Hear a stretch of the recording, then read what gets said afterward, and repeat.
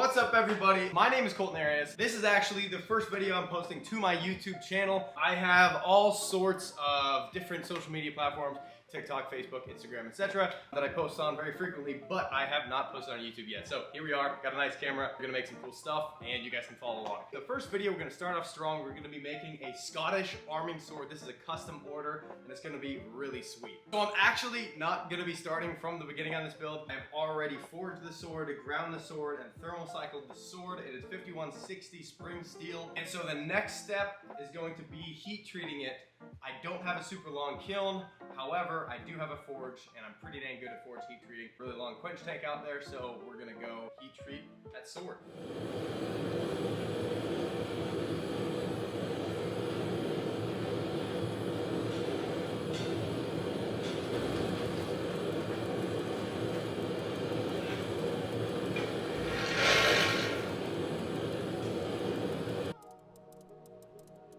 I've already forged out the guard and pommel, and the sword itself is now heat treated, ready for the temper. Because I don't have a super long kiln, this is how I have to temper it, 1/2 at a time. So we got the sword out of temper, and I have also polished up the fuller. So the first step you're gonna wanna do after a sword is heat treated and tempered, if it has a fuller, is to establish that fuller and get it up to a pretty high polish.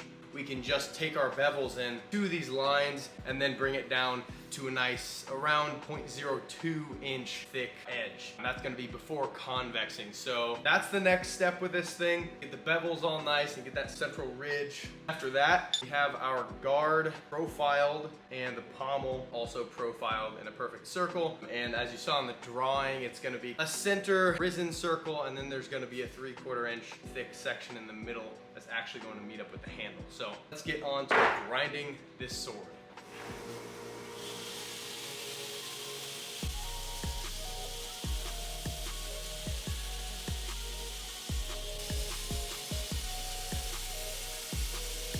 I got the sword finish ground up to what is equivalent to about a 600 grit finish with a light buff over the top. I'm gonna have to redo the buff later on, so I didn't go too crazy with it. The only thing on the sword that I hand sand, unless it's Damascus, is the fuller. As you can maybe see here, there's still some scratch lines in that fuller because obviously, unless you have a wheel meant for it, which I don't, doing fullers like this to get all the scratches going vertically. So that's the next step. I'm gonna vise this up and hand sand the fuller up to 600 grit. For this process, I'm gonna be using Rhino Wet Redline. In my opinion, it is the best sandpaper on the market. Very durable, pretty flexible, good stuff all around. So we have the sword fuller hand sanded, 600 grit, and the whole sword is now finish polished. Rough finish polish itself to do all the handle stuff. Obviously, I'm gonna do the final sheen, final buffing after obviously my maker's mark is in there and everything. But as you can see, this tang has been radiused on the sides. This is because when you mill a slot, obviously the mill is round. The slot you mill is not gonna fit a square tang. Also, having soft corners on everything increases the strength, reduces chance of stress risers and hard angles, snapping or chipping or breaking in use. The next step is going to be wrap this thing up so it gets protected and oiled. Start milling this guard. It's gonna be really sweet. It's gonna sit like that on there. So let's get it milled. So here I have the guard all scribed up. You can see those scribe lines on there. It's very important when you're contouring a guard this way to make sure that you have all of your scribe lines and your layout lines on there. So you take out the guesswork and you know that you're going exactly where you need to go and you don't go past those lines. So you can see that I profile everything like this before profiling it like this. I profile it like this, mill the slots, and then after everything's fit up with this nice flat surface, you move on to contouring everything like this after your fit ups are all done. So when you're contouring something, profiling it in the other axis, it's very important that you have a 90-degree work rest. Now every single time you take your platen or your work rest off and then put it back on, it can get put at different angles just due to the slosh in the slot for the tool arm. So I just use a 1-2-3 block, clean off your surfaces, and go like this and look at it from the side and slightly bring it up down here. And as you're looking at it from over here, you look for light coming through. So it's touching barely right here before it touches there. Give it a couple knocks, doing it some more, a couple more, and there you go.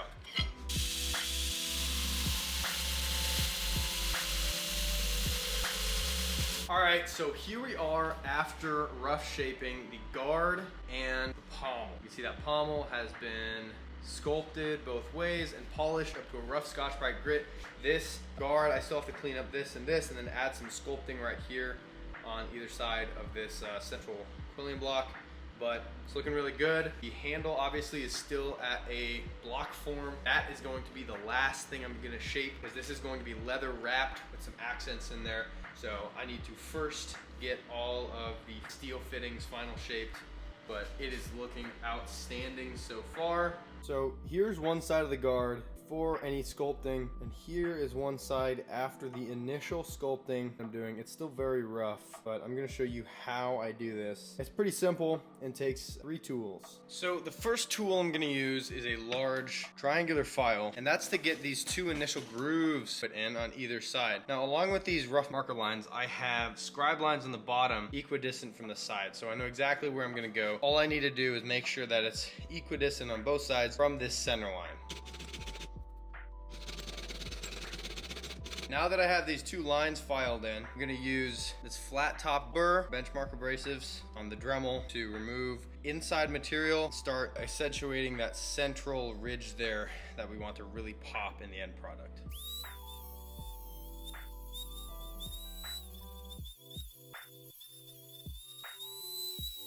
So now that we have some material removed there, we're gonna use this file right here, bastard file, get in there and clean up these surfaces and get this central ridge really nice and crispy.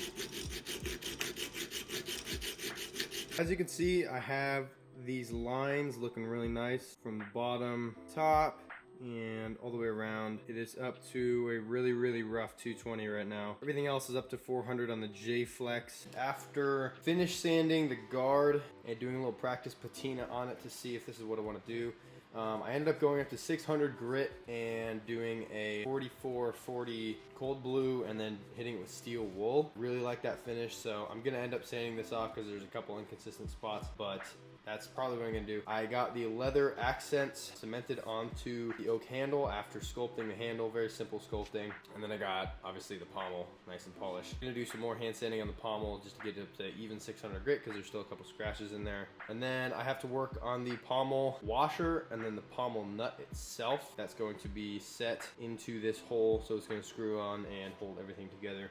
But this is how it's looking right now. It's looking really, really good. So the next step is going to be leather wrapping this handle before doing finish patinaing. So we have this super thin, 1.8 millimeter thick stripped leather. We are going to first use masking tape to wrap around this and then cut it where we want our seam to be stitched. Now to stitch, I'm just using this cotton thread, and I just have some nice needles for that. And we are using leather weld to attach leather to this. All right, so I have the handle wrapped and stitched.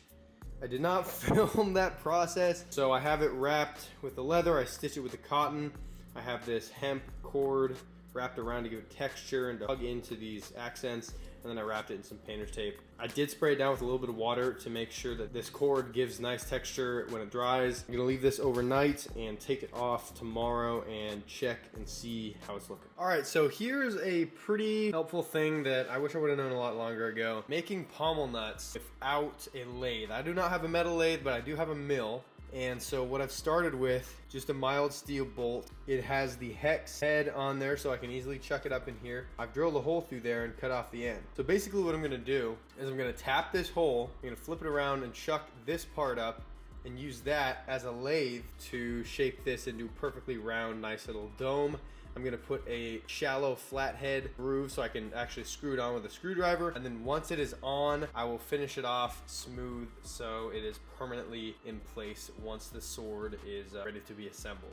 So the issue we have is the end of this is not flat, it's round.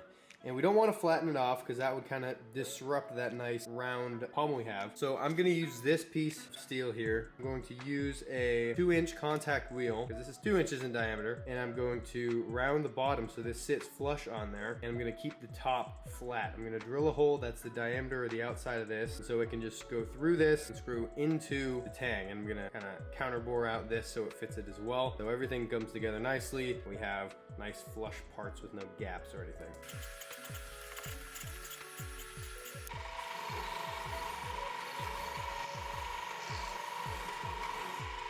So as you can see, I've got the handle stitched and there's that really nice texture on there, and the welts look awesome, the risers, and then this blends really nicely into that pommel. Same thing here. So all you see is that dark brown leather transitioning there. You can see from that side it's a little bit proud on either side, so it gives you a nice transition into either side of the fitting. So as you can see, we have a nice hole right here. If we pull this off, and all I've done is I've taken the pommel nut here and I have drilled out a hole that is exactly the size of this pommel nut. I've drilled it just deep enough so that there's no slosh. It's very, very tight in there. I've also taken this washer here and drilled it to that exact same diameter, so when it's all the way onto pommel nut, there's no sloshing at all either. Put this on here. Even without the pommel nut, it is super secure on there. There's no wiggling or anything. A lot of people, they make this rod part go all the way through the pommel. They just use alignment pins, which is okay, but it's not nearly as strong as having your fit up actually inside of this pommel. And then it tapers into that. It takes a little bit more time with milling, but you get a better end result. So, bottom of this washer, as you can see, is radius to the exact radius of your pommel. It basically has just a flat top this sits on, so we can get even pressure. Put that on there, screw this pommel nut in. I just cut that flat head in there so it's easy to take on and off. Make sure that it's equidistant on both sides before we tighten it down finally. There is a very small, can't even get my fingernail in it, tiny little gap right here. That's just because the radius wasn't perfect. So I'm gonna go back with sandpaper and fix that up. But other than that, it's looking phenomenal. As you can see, everything looks really, really nice. That leather wrap came out super sweet. You can see that stitching. I have just put the final coat of beeswax on this, so I'm not touching it that much, but yeah, this handle looks fantastic so far. So here's a sneak peek at the sword before final polishing on the blade and patinaing and engraving on the pommel and the guard. We got the handle looking awesome with that leather wrap. Fit ups all around are super crispy clean. The guard, pommel nut, everything's looking really, really nice. That fuller came out super crispy, and the blade itself has that awesome taper all the way down. Nearing completion.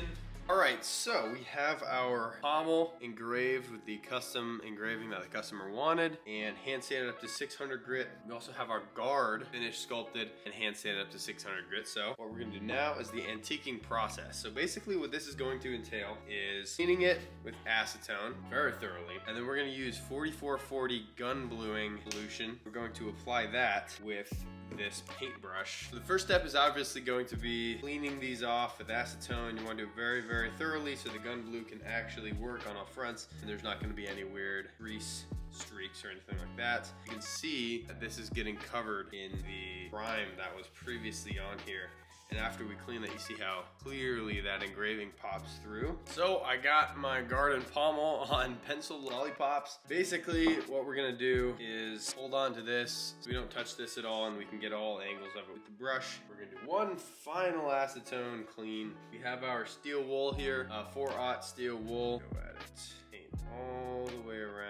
I'm gonna make it pretty even brush strokes. While it is on there, I always take steel wool that I've used on this before and just lightly go over it without neutralizing it. You wanna go with the grain of your sanding. Okay, so we got our first coat on there. Back in gun blue, put another coat on there. Now that we have that on there, spray it down with some distilled water just to kind of get some of that actual solution off. And then I'm gonna take WD-40 hose it down with that, push that water out of there and neutralize black. So as you can see, big black steel lollipop at this point. Just gonna set that aside, give those oxides a little bit of time to set as I blacken the guard. So here we go. See that streakiness that always happens? That's the reason we do the step with the steel wool without neutralizing it. Once this antiquing process is done, you will not see really any of the 600 grit scratches. After applying all the finishing touches to the fittings and assembling, the Scottish arming sword is officially finished.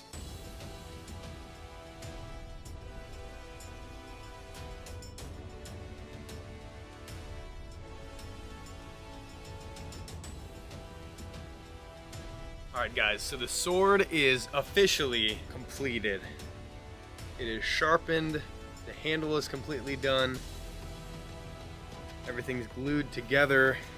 The leather has been treated. The guard, pommel nut, all been antiqued and hot waxed. And scabbard is also done. We did a poplar core leather wrapped scabbard for this one, and this thing just fits in there so nicely. Just pop it right in. That's never coming out. Super easy to draw. That, slide it right back in there. Looking great. So let's test sharpness here. Paper, let's see.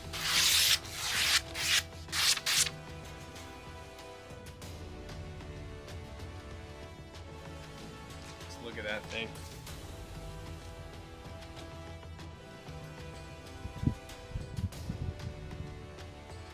Got the custom engraving in the pommel there.